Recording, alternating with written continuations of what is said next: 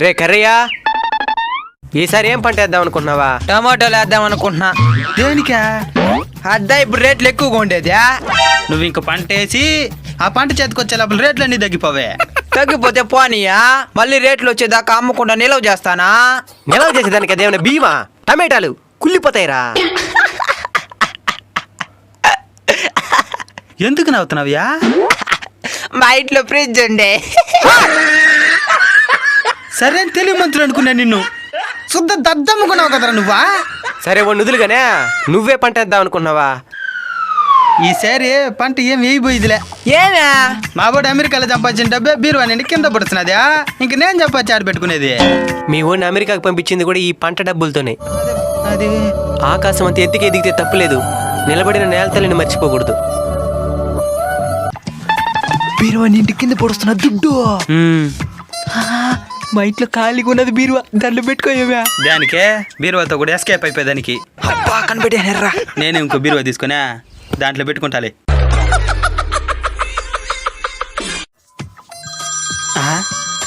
ఎవర్రా ఫోన్లా?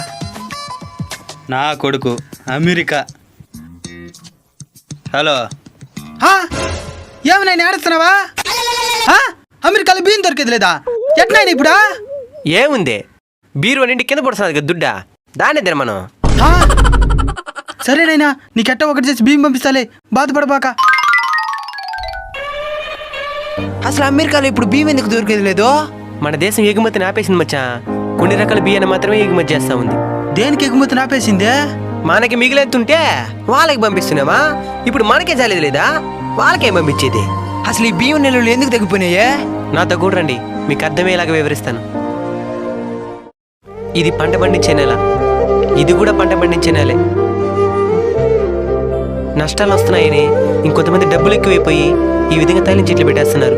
ఈ విధంగా చేసి ఏమవుతుంది, పంట పండించే నేల శాతం తగ్గిపోతుంది. దాని కారణంగా దిగుబడి కూడా తగ్గిపోతుంది. భవిష్యత్తులో తైలం చెట్లు తినైతే బతకలేం కదా. ఇదంతా ఒకప్పుడు పంట పండించే నేల.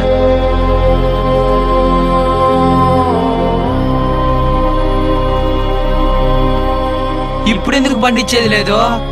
పక్కనే ఫ్యాక్టరీ పడింది, అక్కడ పనిచేసే 10 నుంచి 15 వేలు. ఒక పంట చేతికి రావాలంటే కనీసం రైతు 4 నెలలు కష్టపడాలి. ఈ 4 నెలలు కష్టపడితే రైతుకు వచ్చే లాభం ఎంత? ఓ 10,000.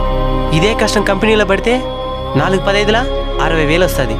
ఇలాంటి పరిస్థితుల వల్ల పండించే వాళ్ళు కంపెనీలకు వెళ్ళిపోతే రైతుల సంఖ్య తగ్గిపోతుంది.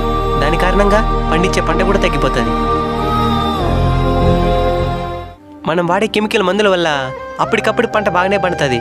ఆ తర్వాత కొంచెం కొంచెం నేల సారం తగ్గిపోయి మొత్తంగా పంట దిగుబడి తగ్గిపోతుంది. ఇంకా ఇవి కాకుండా ఒక్కోసారి వానలే రాకుండా పంట నాశనం అయిపోతే, ఒక్కోసారి వానలు ఎక్కువైపోయి పంట నాశనం అయిపోతుంది. ఇవన్నీ బాగుంటే గిట్టుబాటు ధర ఉండదు. ఇంకా గిట్టుబాటు ధర ఉన్నా మధ్యవర్తులు చేసే మోసాలు. ఇన్ని కష్టాలు దాటి ఒక రైతు వ్యవసాయం చేస్తే ఆ రైతుకి ఈ సమాజంలో విలువుందా అంటే లేదు. కనీసం పిల్లనివ్వడానికి కూడా ఆలోచిస్తూ ఉన్నారు. ప్రభుత్వాలు వ్యవసాయ రంగానికి అధిక ప్రాధాన్యతనిచ్చి రైతన్నాన్ని కాపాడుకుంటేనే దేశం సుభిక్షంగా ఉంటుంది. లేదంటే ఇప్పుడు అమెరికాలో ఎదురైన పరిస్థితే భవిష్యత్తులో మన దేశానికి ఎదురవ్వక తప్పదు. మనం టెక్నాలజీ లేకపోయినా బతకగలం, కానీ తిండి లేకుండా బతకలేం. జై జవాన్, జై కిసాన్.